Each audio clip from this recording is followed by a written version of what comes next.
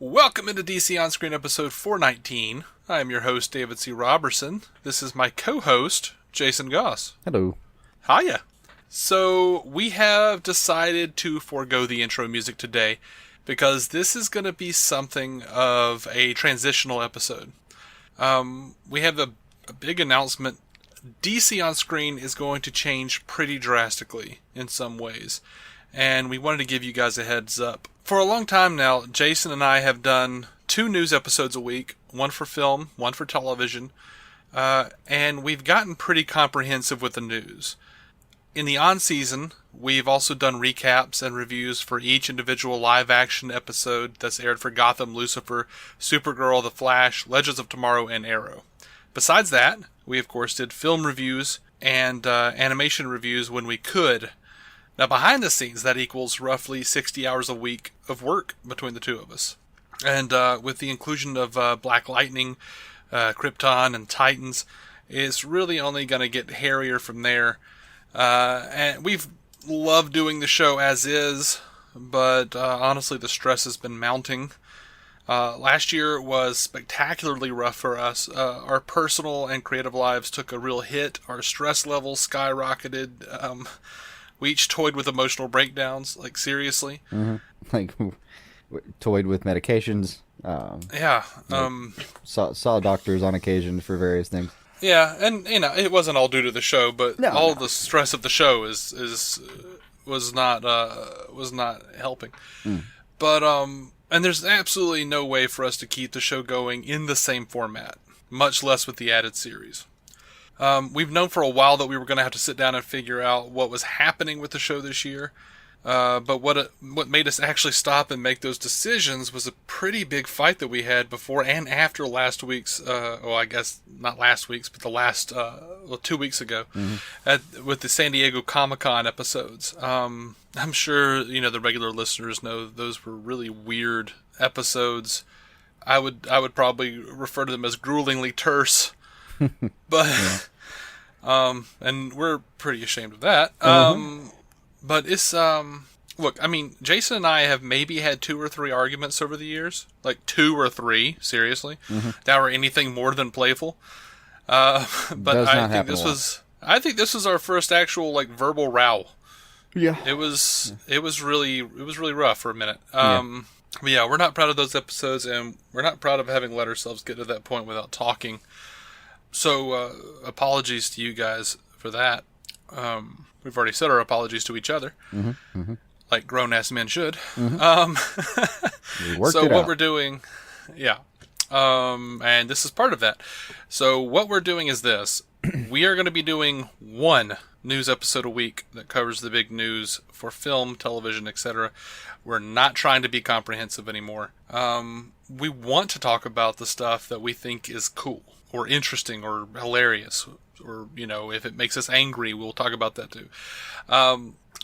Basically, being the audio rendition of a news ticker isn't what we set out to do originally, but that's kind of what it mostly became, and that mostly because of my OCD tendencies, I feel. But as always, we want to open it up to the listeners to ask us to talk about specific pieces of news as it interests you.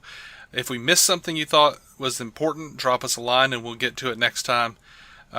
Unfortunately, the individual episode reviews are now officially a thing of the past. We'll still have special season premiere reviews, and I think, and we'll probably either do season reviews or half-season reviews.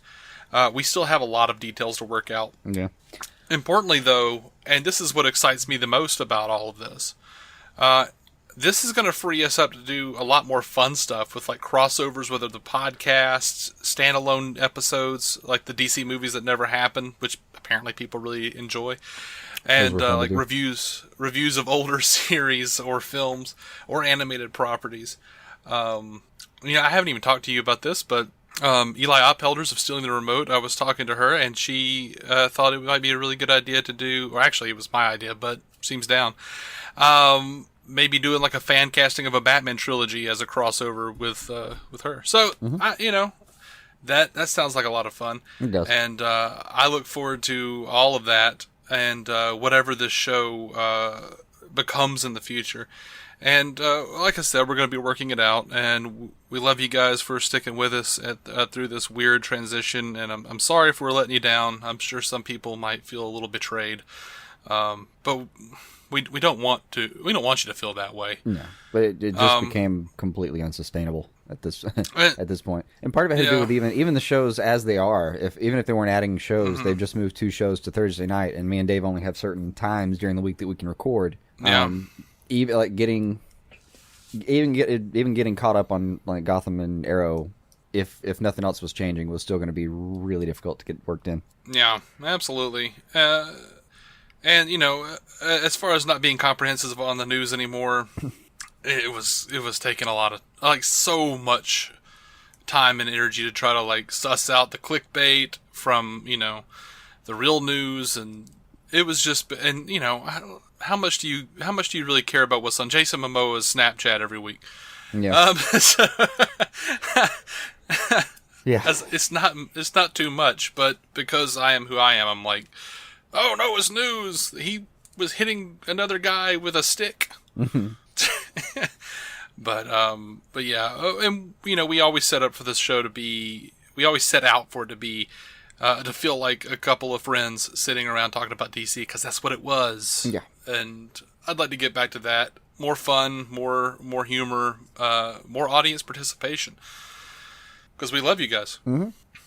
Anyway, also it's basically either this or we were going to burn out. Yeah. So look, we're doing a version of this new I don't know, rendition of the show. Format, I guess. I don't know. Yeah, we'll be hitting up. It really is very similar to what we were doing when we first started, for anyone who has been around that long. Yeah, it is. But for those unaware, what's going to happen is we're going to do DC EU, the film news. We're going to do fan feedback for that. And then we're going to do DC TV news and fan feedback, if any, for that. And call it a day. Mm-hmm. So, yeah, let's jump in. Yeah. To the DC EU news. Also, spoilers. If it's been released, if it's been out in the theater, we're going to talk about it. For anyone who hasn't seen Batman v Superman, I'm sorry, we're going to talk a little bit about that at the end of the film section. Mm-hmm. So one of our listeners has a question, but anyway, let's talk a little bit. You had a birthday. I did. I've aged. You posted a picture of yourself pointing to a comic book that was the same age as you. What is that comic book? It's an old World's Finest from July of '84. Okay. When we both came squirming into this world. Squirming? Sounds good. Okay. So Randy on Twitter, a number of people actually said happy birthday on social media. Randy on Twitter, Randy SF45 says, happy birthday, Jason. You're making me feel old. I remember collecting DC Comics in the late 70s, early 80s. And it's pretty clear that that's that era's artwork on this thing. Yeah, it was kind of hard to see in the picture. It was a little far away. Yeah, it was. But it's like if they asked Salvador Dali to do a World's Finest cover for him. This is what it looks like. Yeah. And make sure it's pirate themed too. Okay. You know what you should do? You should go over to Second and Charles or whatever. Mm-hmm. They have the comic book frames for pretty cheap, and you should just frame it and hang it up somewhere, because that's a cool cover. I've got a few, and I actually added some more this weekend. So I'm gonna have to just go buy some wood and do this myself. Oh man, I mean, like I said, Second and Charles, those frames, they're 3 for $10, something like that. No, well then never mind. Right? Yeah. It's just anyway. They come with glass and everything. It's awesome. That's done deal. All right. Absolutely. So, they iTunes released the pre-order. iTunes has Wonder Woman for pre-order, and they were saying that the digital is going to be digitally released August 29th. And Amazon had, being the operative word, the physical Blu-ray for pre-order. Well, they still have it, but they had it listed for September 19th, but they've now scrubbed it from their site. So, gotcha. I guess Warner Brothers was like, take that shit down. Yeah. That ain't official yet. Yeah. Amazon's really got to watch it. They've been in trouble for that lately. Yeah, I know. But you know what? It'll at least give you an idea. I've already got my Blu-ray of Wonder Woman pre-ordered. Yeah. By the way, did you happen to see the... I know you don't really usually follow this stuff, but the Best Buy Steelbook cover for Wonder Woman, did you see that? Mm. Out of all of the magnificent posters that Clay Enos shot for that movie, they did some kind of a weird, out of proportion, shitty drawing for the Steelbook. It was just terrible. Awesome. So much so that even Scott from the Squadcast was from Suicide Squadcast was no, I've canceled my Steelbook order, and he digs on the Steelbooks hard, but he was like, no, this is awful. Wasn't having it. That's fantastic. I was like, how did you even what's happening? How could you make that cover? Anyway. Did you see the video of Ray Fisher and Ezra Miller reacting to their first action figures? No, I heard about it, but I hadn't seen that one yet. Dude, Ezra Miller looks like he's gonna cry. Yeah, I don't doubt it. He is so excited. He took it out of the box and he's staring at it, and he's just heavily breathing, trying to control his breathing. That's great. It's kind of adorable. Yeah. I mean, I would totally do that. Yeah. Do you remember a few weeks ago when I said that the new Justice League poster looked like it was an Alex Ross painting? Yeah. Clay Enos confirmed it. He confirmed that he was inspired by that specific Alex Ross painting. Gotcha. Yeah, that makes sense. So, called it. I called it. That's right. I actually did just turn on the Ezra Miller thing, and it's yeah, he could definitely cry. Fisher looks excited, but he's got it together. Yeah, Fisher's so busy, I don't know, pimping that little tagline of his. He's pointing at his figure and going, "That's what that Borg life is." And I'm like, dude, calm your shit. Stop screaming about Borg life all the time. Yeah. It's in a Star Trek episode. Right. So they released the new Justice League feature trailer, which is really just the San Diego Comic-Con trailer cut short with one extra line that I can tell. I assume they just cut it down to TV length. No, they just cut it down to 2.5 minutes for feature length, so they can show it in the trailers. Yeah. I'm sorry, they can show it in the theaters. But they added this line of, it's been reported that it was Aquaman. I couldn't tell who it was by listening to it, but the voice says, "This is crazy, fighting the devil and his army in hell." That's, I dig that. Yeah, sounds good. I dig that. Sounds cool. They've also released, they have released a ton of promotional stuff that I'm not going to get into here. Mm-hmm. But they've put out pictures of different posters and mugs and T-shirts and stuff and action figures, and should be no surprise that I want all of it. Yeah, the swag train is rolling full steam now. Yeah, and I'm already out of room. Mm-hmm. So they're saying that Wonder Woman 2 has a release date. Yeah, they're saying it's December 13th, 2019, which is weird. I would think that would be I would think that would be more of a summer release. I don't remember what they had going during the summer. Yeah. Surely they got something planned for the summer. I assume, though, that they could pretty much put it wherever they wanted. I mean, Wonder Woman 2 is such a guaranteed sell. I don't think they're really worried about who they're up against any given weekend. They should be. I mean, Wonder Woman 2 is fine, but December of 2019, what is that, the Han Solo movie? Well, if they ever make that, yeah. Well, I mean, Ron Howard's making it. We'll see if Opie can save it, but now this is what they got. It's Shazam's going to be their April release. That's what they're betting on. Currently, it's supposed to be their April release. Yeah, it feels like it's opposite of what Marvel's does. Where they hey, here's the thing. Whatever we're introducing is going to be in August or whatever. Mm-hmm. And then, when it blows up, as it always does, they'll be all right, well, the sequel's going to be in May. Mm-hmm. And we'll introduce a new thing in August. I don't know. Or whatever it is. I don't know the Marvel schedule. I don't know why I acted like I did. I thought I had a remembrance of it, and I was like, wait, plan there for a second. Well, yeah, but then I'm like Thor is usually in November, so maybe it is. I don't know. Maybe it's different. I don't know. Mm-hmm. I don't care. Whatever. David F. Sandberg, the guy that is directing Shazam, Mm-hmm. had some interesting stuff to say. There's a few interesting things with him. He says about what to expect. He said, I think this will be one of the more fun or lighthearted movies so far in the DC universe. It certainly will be a departure. The big attraction for me with that character is the fact that every kid dreams of being Superman. I mean, I certainly did. And Billy is a kid that gets that chance. He gets to become the superhero. So it'll be big with superpowers in a way. I love that concept. Mm-hmm. Like, full disclosure, I'm not the biggest Shazam fan. I really don't care too much. Unless they, really hit it up in a fun way. I'm not that huge of a fan. That being said, the last, several times I've seen the character, he's been done in a really fun way, right. So I've liked him. But it's easy, what I'm saying is it's easy to screw him up. Sure. And you got to really commit to the premise on him. You can't, I don't think you can kind of half-ass it. Yeah, I don't want to be sitting there and listening to that wizard talk, for 2.5 hours. Yeah.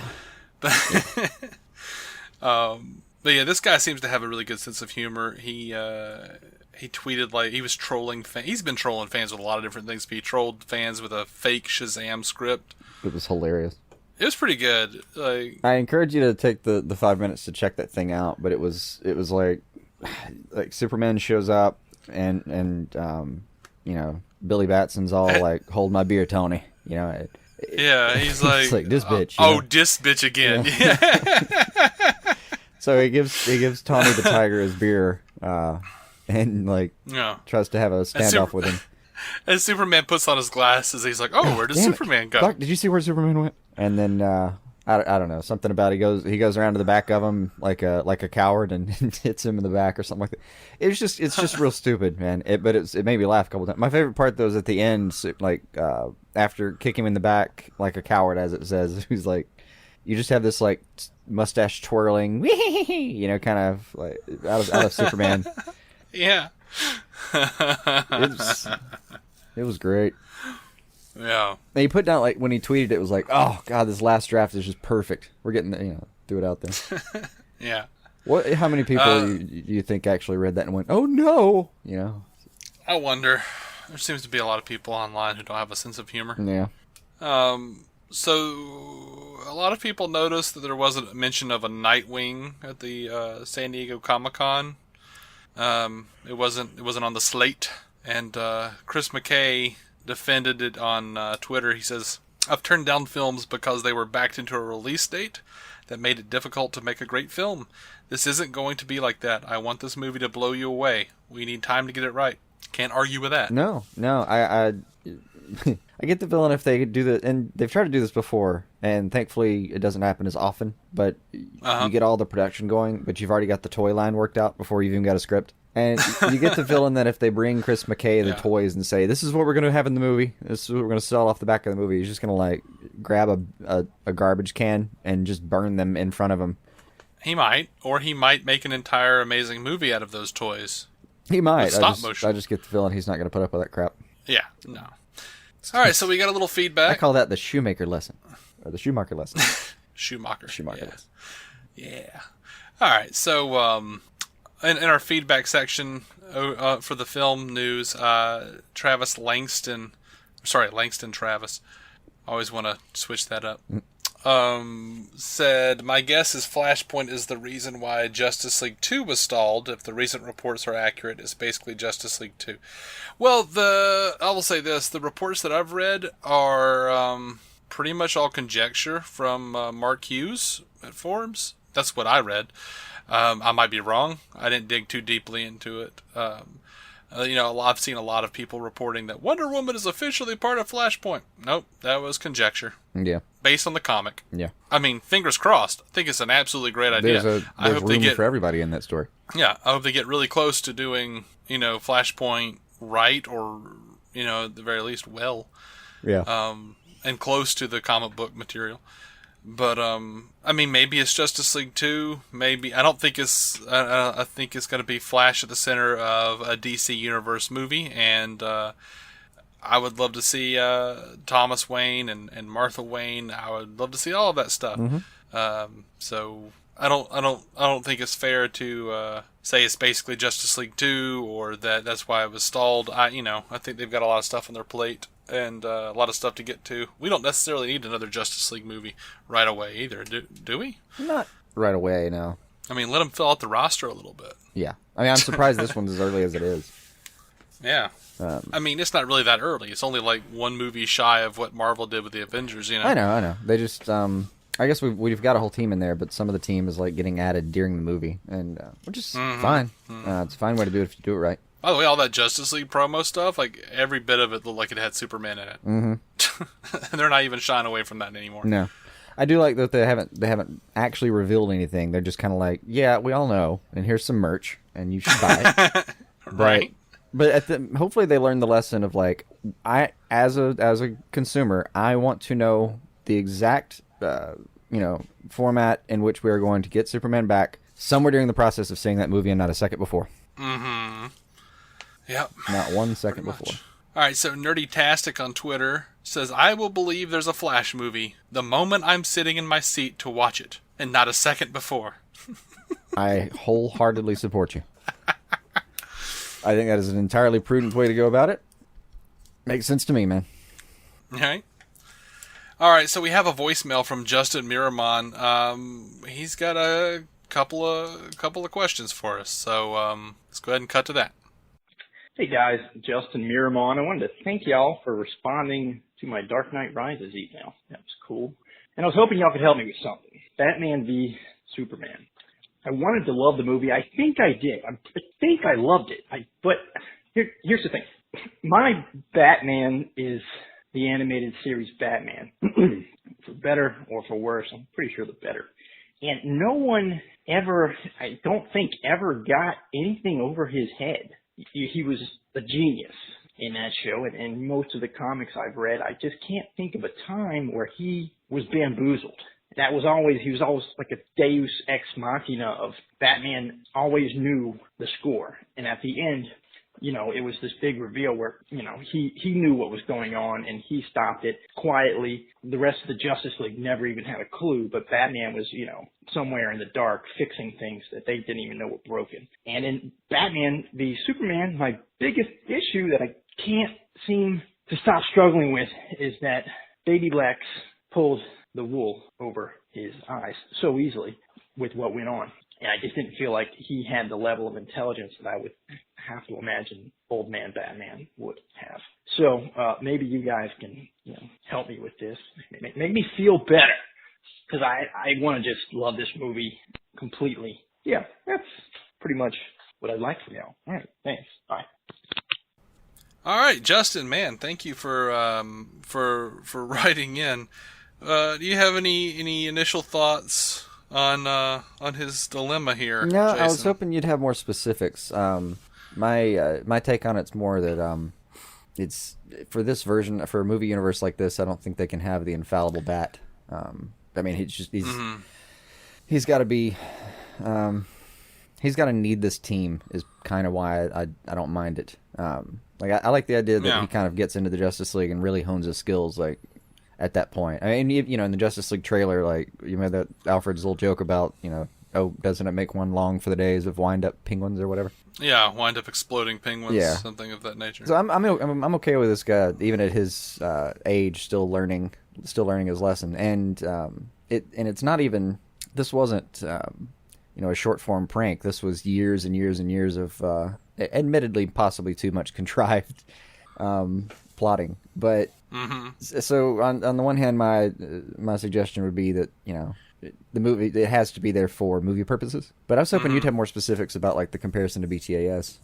Well, okay, in BTAS, and Justin, dude, that is my Batman. Yeah, all day long. Totally feel you. All day long, that is my Batman.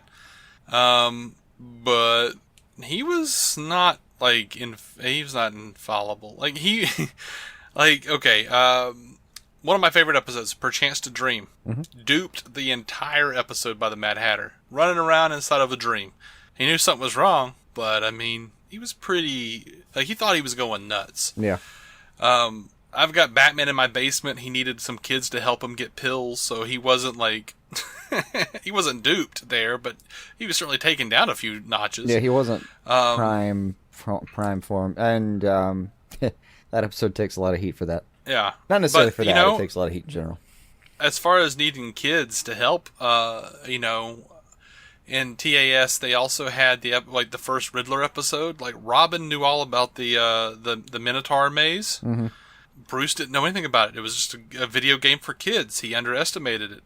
Once they were actually in the life-size version of it, like, Batman was about to pick the wrong thing, and Robin was like, nope, if you pick that, it'll be 3 blades. Like, Robin knew stuff that Batman didn't know. Yeah.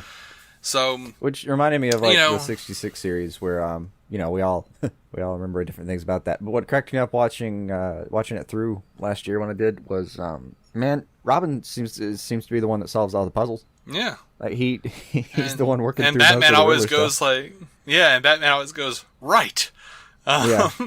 It's either that, like, Batman had no idea and Robin just works it out, and then he goes, good boy, good work, old chum. Right. Or it's like he knew it so hard that he was just kind of waiting for Robin to get through it with him, teaching. Yeah. Just coaching him. But, and the great thing about TAS, though, is that they wrote it to where, like, Batman and Robin worked together. There were things that Robin didn't get that Batman figured out, and vice versa. Otherwise, you're just going, why is Robin there? Yeah.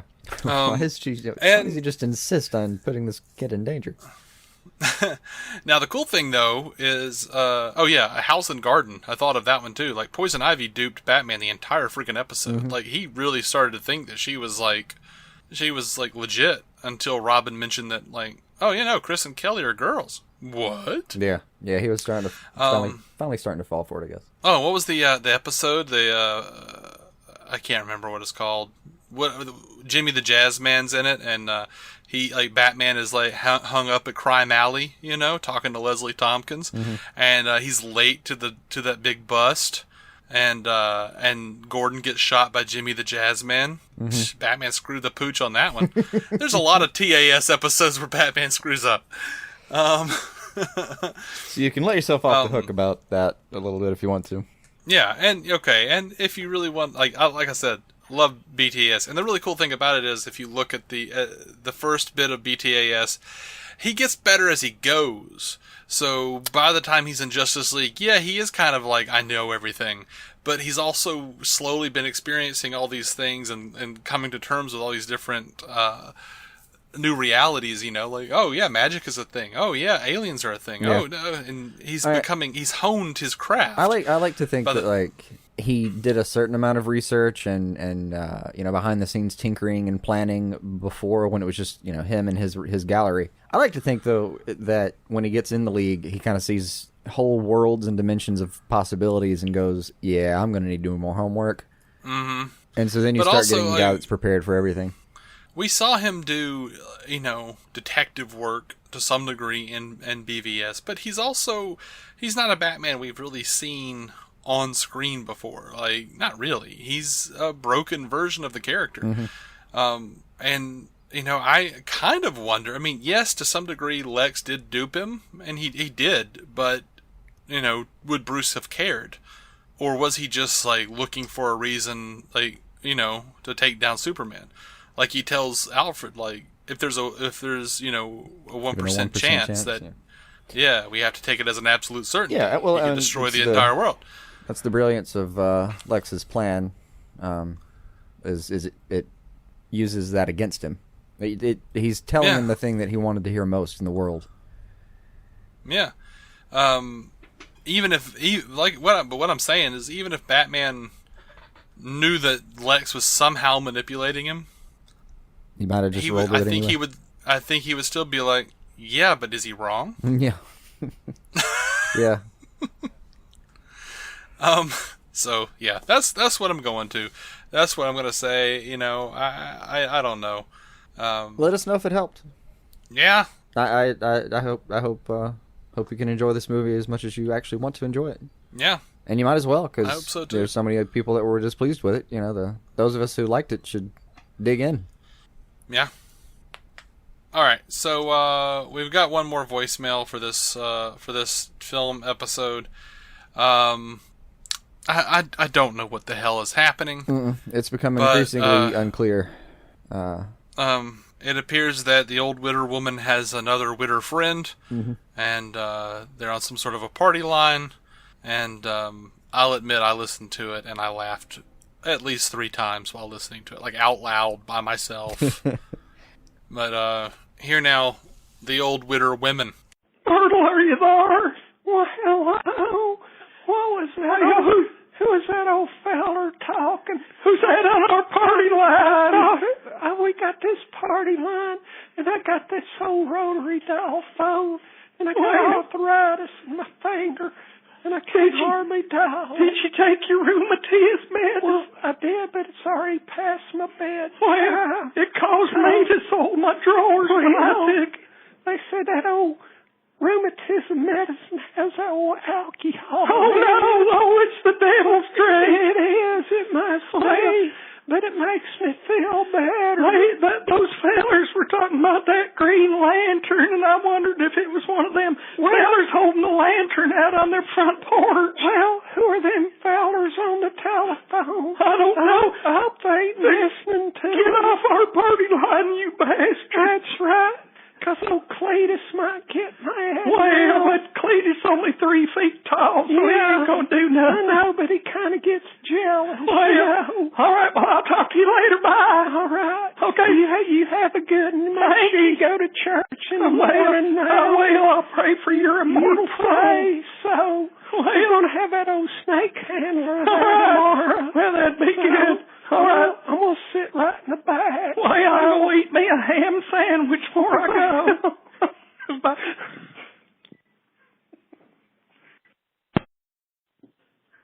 Hello?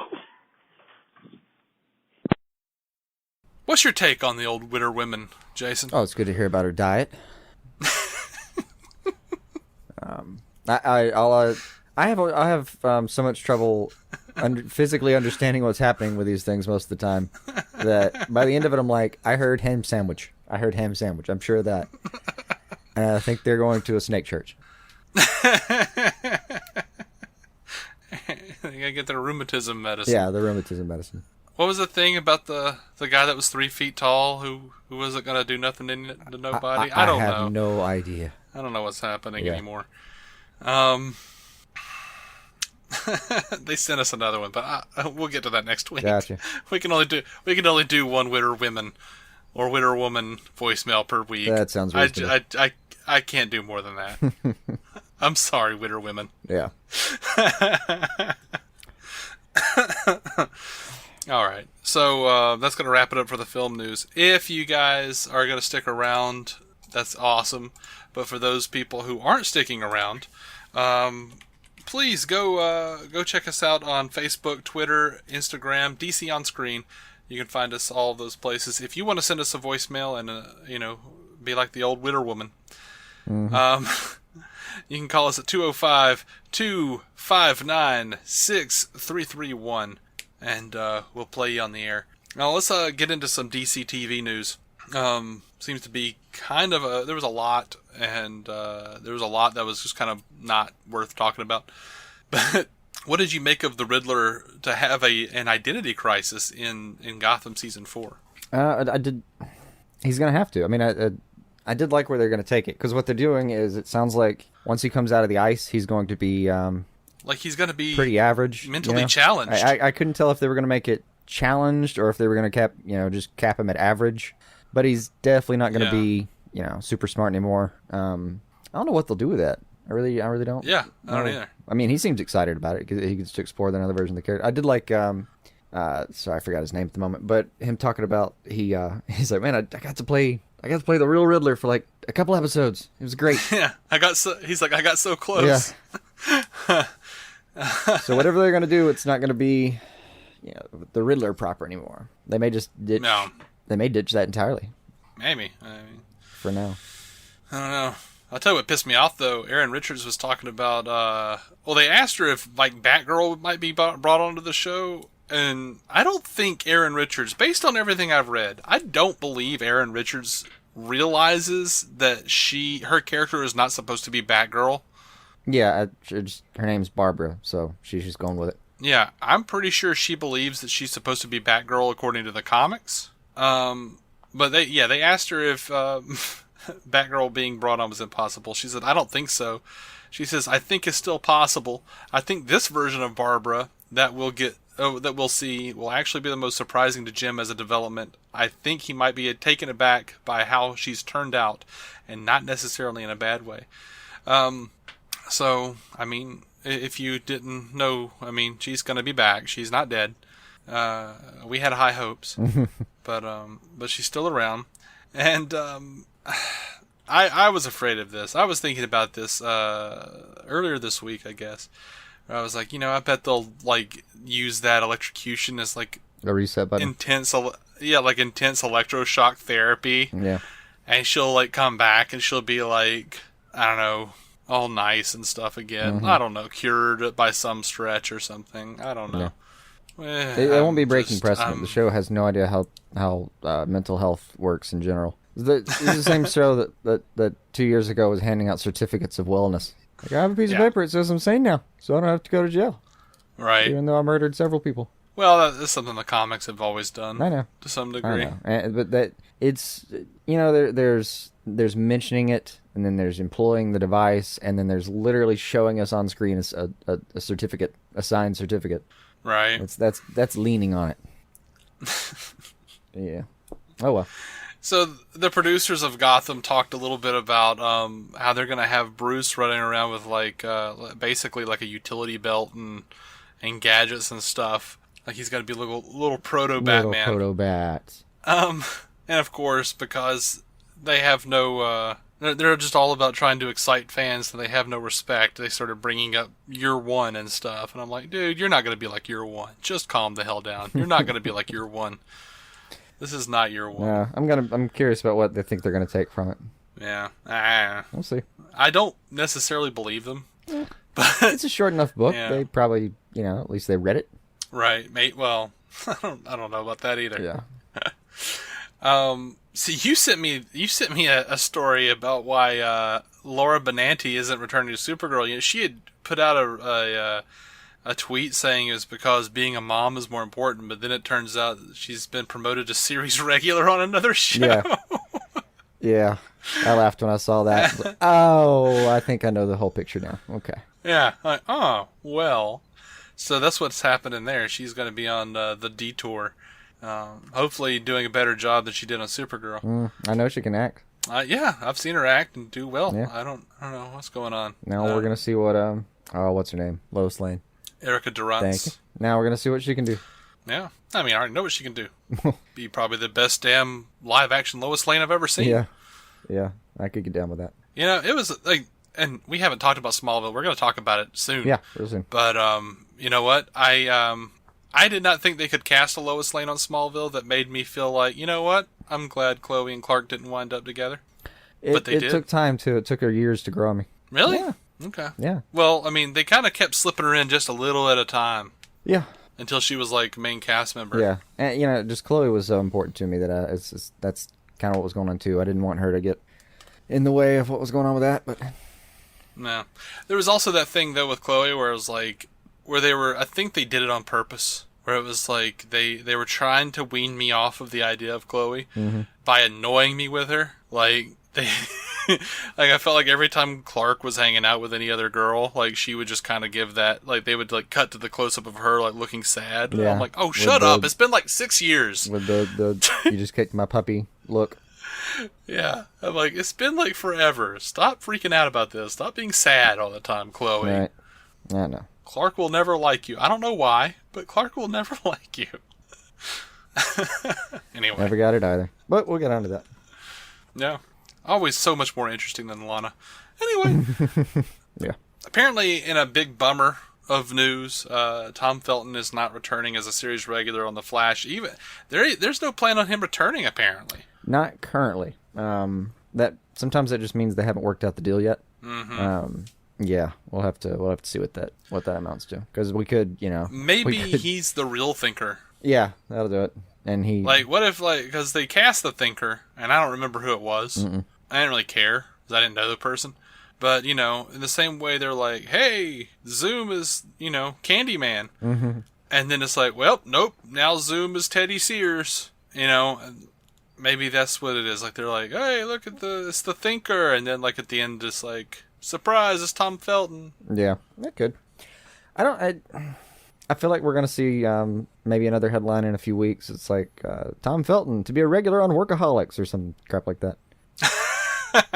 I think Workaholics is ending. Yeah, Tom Felton will be joining Silicon Valley.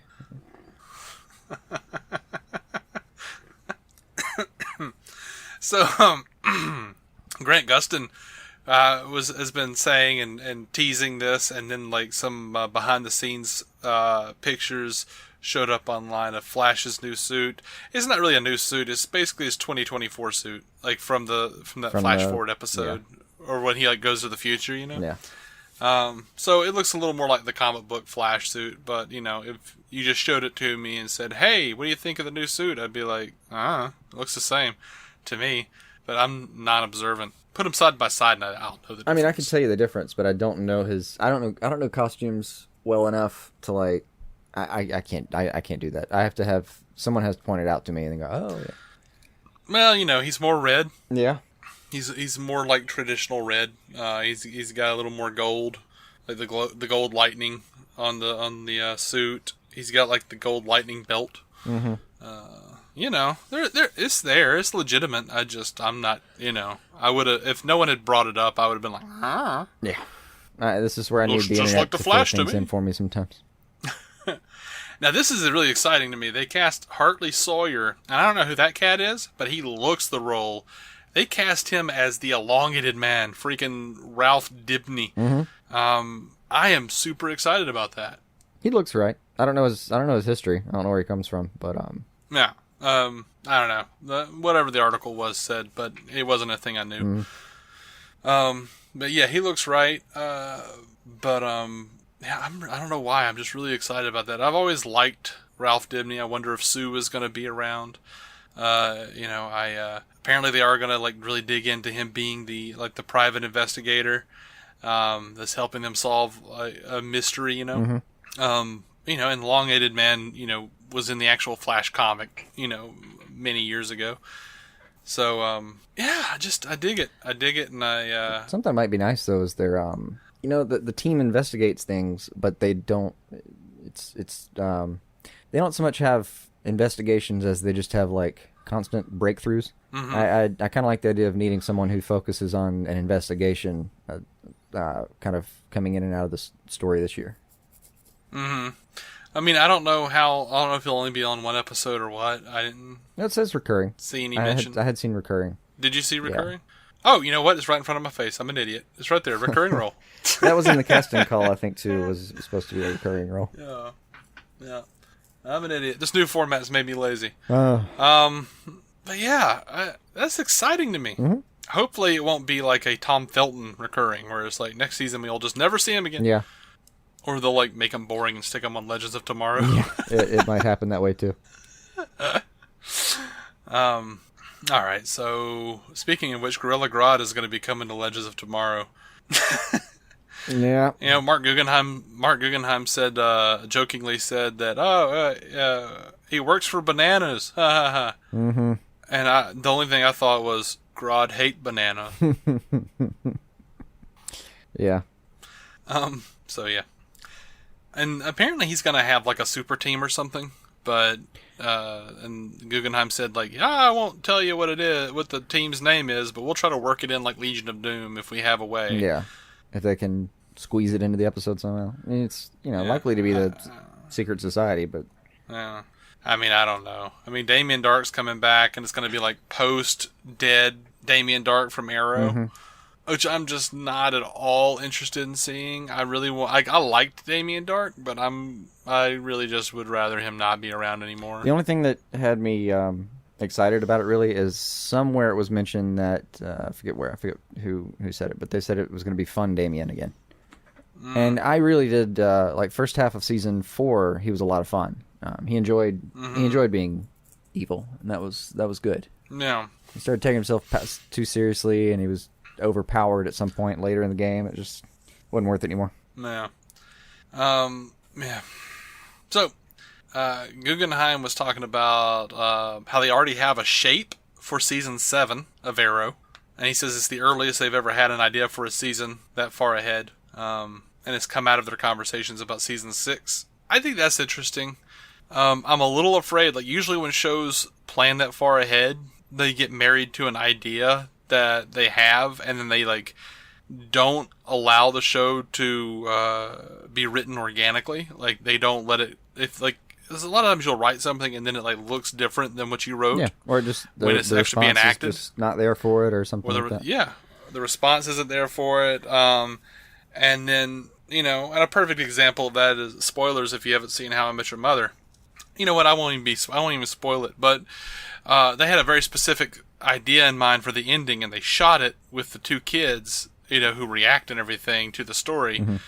Mm-hmm. In like season 2, they shot those reactions. But by the time they had no idea the show was going to last 9 seasons, so by the time they got to the 9th season, they're still like so enamored with their original concept, their original ending, that they still did it. But it just didn't make any sense for the characters at that point. Yeah. Like, so much of it was just not right. It actually made them in the last episode regress like 2 or 3 of the main characters in a way that seemed forced. Forced and just completely unrealistic. So it just undid like 3 or 4 seasons worth of stuff. Mm-hmm. And, not saying that they'll do that, but I always kind of worry when they're like, oh, yeah, we've got like a thing in mind for the next season. I'm like, you haven't even done this one. Yeah, I'm hoping it's not so much like a...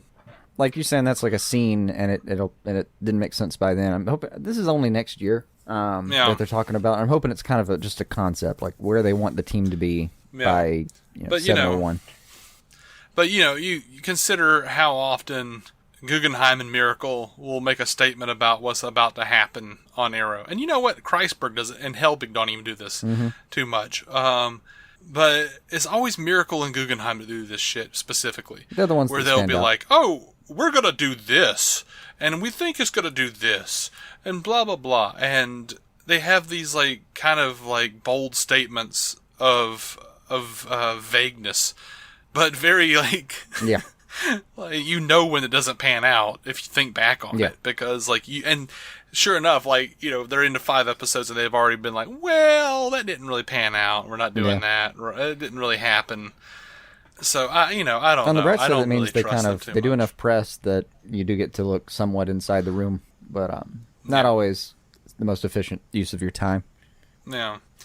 So David Ramsey said, the actor that plays Diggle, said that they'll be going back into the Lila controversy, their relationship problems about her being the new Amanda Waller. Mm-hmm. And I'm like, dude, we're like 2 seasons into that shit.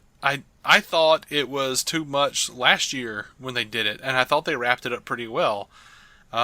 Because, as we stated numerous times in our reviews and stuff, Diggle had his brother in a black site. Like, Diggle tortured him.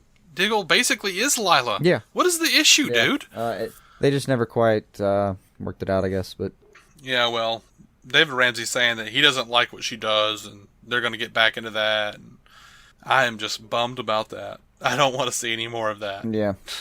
I get the feeling he's going to have too much time on his hands. Because from the previous press, it looks like he's going to be one of the people that comes out pretty heavily injured.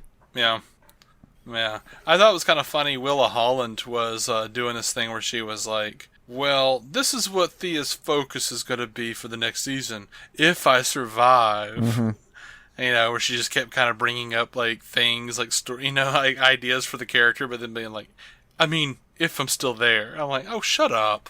Yeah. I really do wish, like, on ones like this, though, I wish they would just all get these glorious, like, this is what we're going to do with the character, really exciting stories, and then turns out they're dead, and then, like, you go talk to them later and go, oh, it was just all a lie. I was dead. I was going to be dead. Yeah.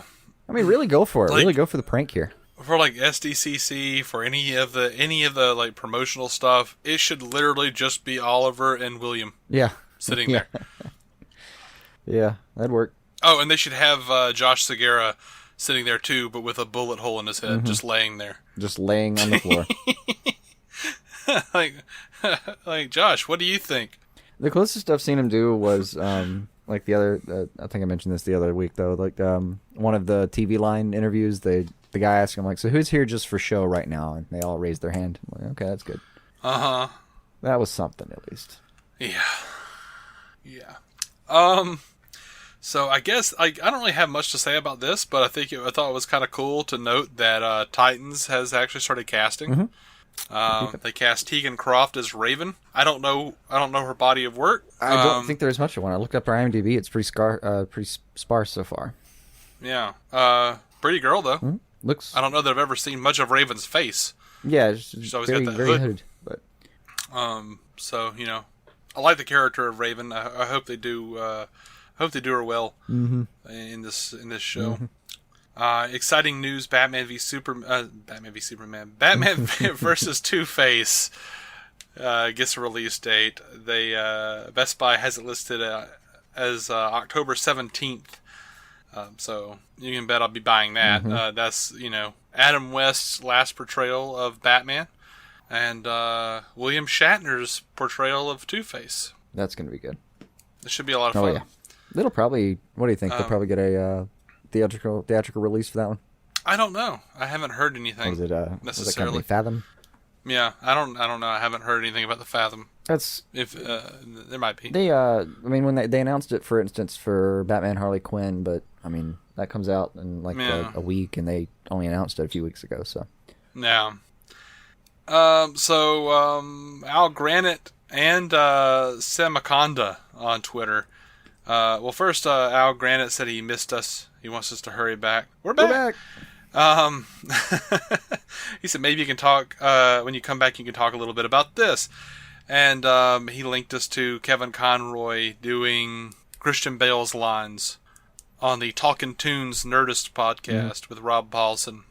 Did you get a chance to see this thing? I did. It was so much better. It was to some degree, but I was talking to Eli Opfelders, and I was telling her, I said, it's if anything, it just points out how freaking much Christian Bale's Batman talked, because I'm pretty sure that's the most I've ever heard Kevin Conroy do the character in one like conversation. Yeah. I was like, gosh, Kevin Conroy, stop! It's not Batman anymore. Yeah. He's talking too much. It's like all these all this flowery idyllic speech, Yeah, he didn't. He didn't philosophize too often back in. No. Not a lot of opining out of the bat. Yeah, the first thing I always think of when I think of the proper portrayal of Batman is that scene from the animated series where I think it's from Robin's Reckoning, where they're sitting on the roof, and Batman's standing, Robin's sitting, and he's like, if I'd known it was going to take this long, I would have brought my homework. And he's just chatting to Batman, and Batman's just sitting there with his standing there with his binoculars. And Robin's just aggravated. Used to, a one-sided conversation, I think that. Yeah. I mean, I like to think that's how by the time he's Robin, older age Robin and Nightwing, he's usually his dialogue is he's very talkative, and I'd like to think that's why. It's just he spent so much years having to carry both ends of the conversation. Yeah, or the what was it? Oh gosh, what episode? Night of the Ninja or something with Kyuraikin. The old ninja who came back to take down Bruce. And there's that great scene where Robin basically saves him, and Batman just skulks away, and Robin just stares at him for a second. He's like, "Oh, thanks for saving." He even does the affectation. He's like, "Thanks for saving my bacon, Robin." Hey, no problem, Batman. I just feel like Batman should be way more quiet. Yeah. But it was cool to see. It was cool to see him doing the Christian Bale lines. I always enjoy stuff like that, hearing different versions of. There's a guy on YouTube that did.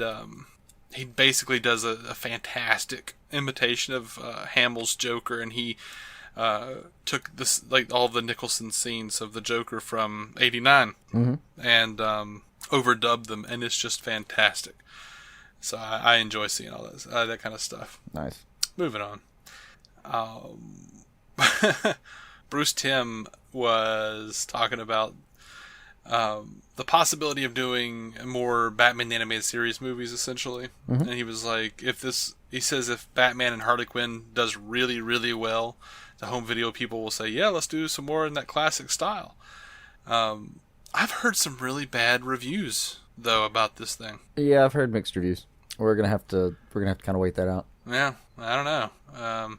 He also said he wasn't sure if it was in the animated series timeline or universe or whatever. He said that was the intention, but then he wasn't really sure. Maybe it's just headcanon.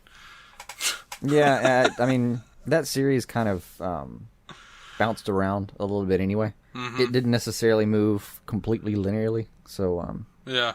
It's not like it went back and forth in time. It's just that it didn't carry like season-long arcs for the most part, and yeah, pretty episodic. You could just kind of squeeze this in anywhere if you wanted to and call it part of the day. All right, well, that's all I've got, man. Do you have anything else? Wanted to see what you thought about this. Did you see they moved? They're going to move Arrow for one night. Oh yeah. Oh, you know what? I had a computer freeze, and I had put that in. And I forgot, and it apparently didn't save. I knew there was stuff that didn't save, so I apologize. Yeah, I'm sure there's something else I wanted to talk about that I missed, but yeah, I thought that was really cool. It's going to be like a 2-night event. It's going to be Supergirl and Arrow, and then Tuesday night's going to be Flash and Legends of Tomorrow. I'm fully behind that. I think that's really cool. Yeah. Well, and the funny part is I think it was the CW president. I think it was Mark Berkowitz, I want to say. I think Pedowitz? Pedowitz, thank you. I think that was the guy they were quoting, but he basically said, it's kind of funny. He basically said, like, we talked to marketing, and they think it'd be a good idea to try it this way. So, and then he kind of said, like, look, who knows? Next year it could be 4 nights and take up the whole week. We don't know, but we're going to try it this way. Okay, fair enough. And he, the one thing it hit me though was I remember several weeks ago, Stephen Amell saying that he was going to be glad to anchor the crossover, like, and talking about him moving to Thursday nights now. Which would have been, he'd have still anchored it on Wednesday, but yeah, I wondered if he was going to be a little bummed about that. And see, the thing is, I think this probably works out better because, like, the ending of last year's crossover is probably one of the best Legends episodes they'll ever make. So yeah, bookending it with Legends like that makes more sense. And with Arrow last year, they kind of did this a little bit of a bottle episode. So this makes sense to me. It's gonna be November 27th and 28th. The only thing they swear by, and they're almost every time I've heard anybody talk about the crossover, they almost go out of their way to mention, and it's going to be all 4 shows, I promise. Like, we're not doing the thing we did to you last year with Supergirl. Right. Well, there were so many people complaining about that. I didn't mind it.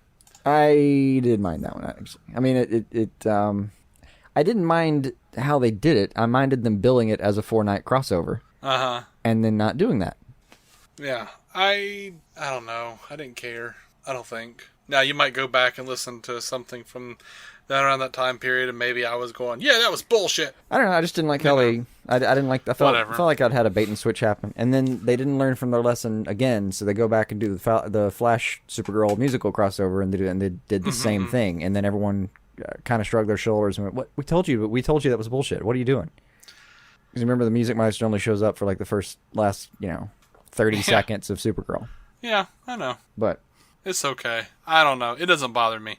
But then I'm not terribly like all about the crossovers anyway. I don't really I enjoy them, but I don't feel cheated. I like them. I mean, and in any kind of way. I feel like we have about the amount I want. Like, I don't want to do I like it. The mixture right now is like you maybe do a few characters crossing over for a couple episodes, like maybe Cisco's in Star City for a week or something like that. I love those little moments where they just have one guy on a different lot in Vancouver for a day and then we're back.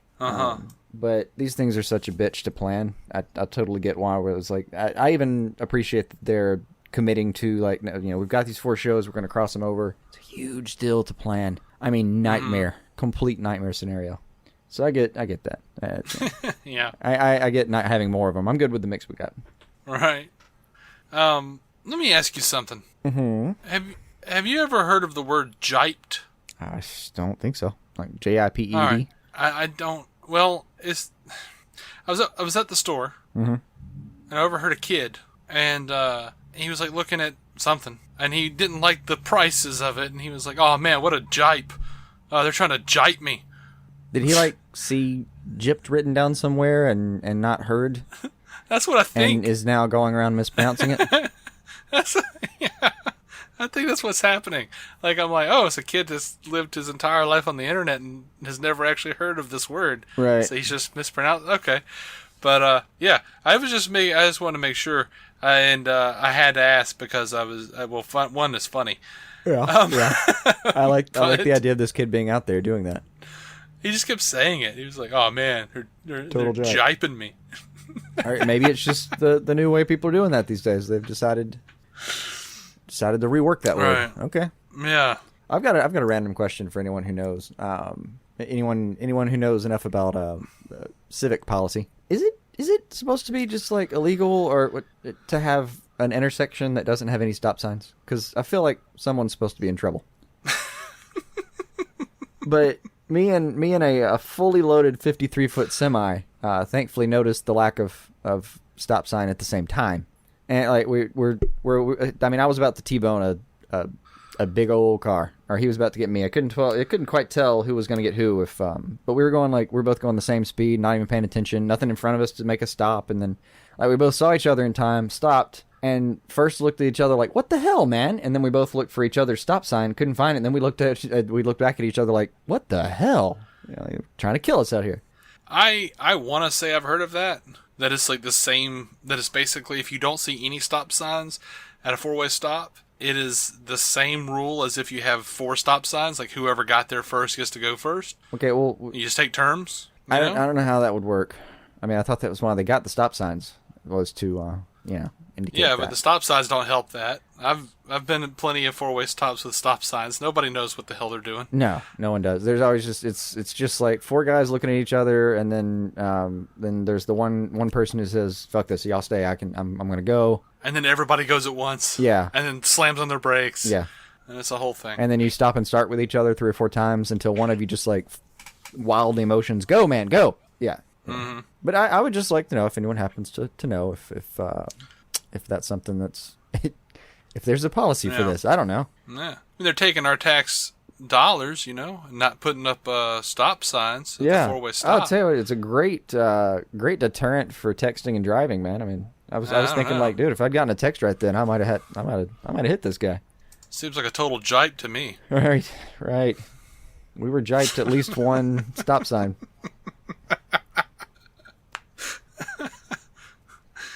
I'm calling it. I don't think I have anything. Let's call it. All right. Once again, if you've managed to make it this far and you'd like to interact with us a little more. Also, by the way, I wanted to say thanks to Dr. Steve who contacted us on Facebook, asked us if we were ever coming back. Yeah. Yeah. Sorry about that. We actually would have come back last week, but you were busy. You had to be out and about. Yeah, I couldn't make it last week. Which wound up being fine because I'm pretty sure like I've been sick for like 3 weeks, like burning gums, burning tongue. Like it feels like my mouth has, which I don't. That has just stopped. But for like 3 weeks, I felt like I had like hot sauce and peppermint in my mouth constantly. Yeah. And that turned out to be sinusitis. Yeah. Like some sort of, terrible, and I'm still congested as crap, but, so I probably sound a little weird this episode. But right. Yeah, anyway. And still, we needed a couple weeks to, kind of game plan. Yeah. Well, we didn't really like desperately need that, but it wound up working out for the best, I think. It just ended up being well timed, I thought, yeah.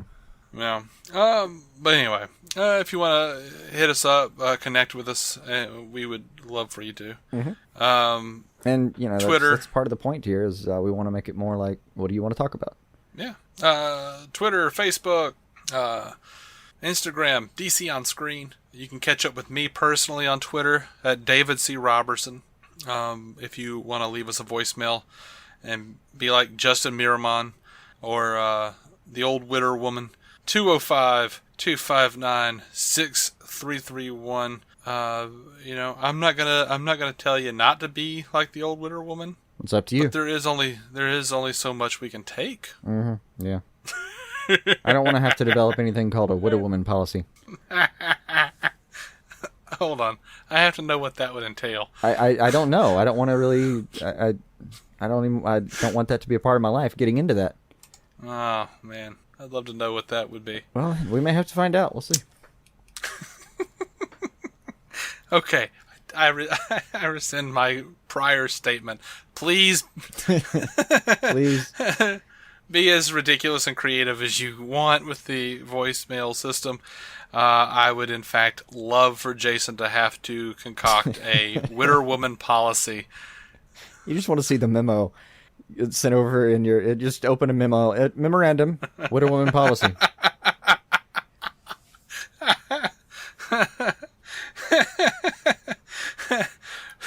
Paragraph 3, Article 2 of the Witter Woman policy clearly states... I don't know what it would clearly state. I have no idea. If I ever have to do it, I'll try to keep it tweetable. Yeah. So you can let other people know what happened. No more than 3 mentions of soiling oneself in any given voicemail. I would think the first rule would be sentences and voicemails must be legible. Like they have to be coherent. Yeah. Anyway, again, 205-259-6331 for the voicemail. We hope you guys enjoyed the show this week. Let us know what you thought of the new format. If you decide, and this is going to be weird for me to ask, but if you decide to not listen to us anymore because we're not quite as comprehensive as we once were or something, at least drop me a message. Drop us a line somewhere along the line. DCOnScreen@gmail.com. You can do that too. Yeah. No hard feelings. Yeah, I'd like to know what your thoughts are on that and why you would choose to do that. To or us. Not, yeah, like why would you choose to do that to us? No. No, I mean, I think I'd like the chance to apologize to you one-on-one in some capacity, because it was a really hard decision to make to change things up. Yeah, that was not taken lightly. Anyway, we'll be back next week. We love you guys. Until next time, keep some DC on your screen.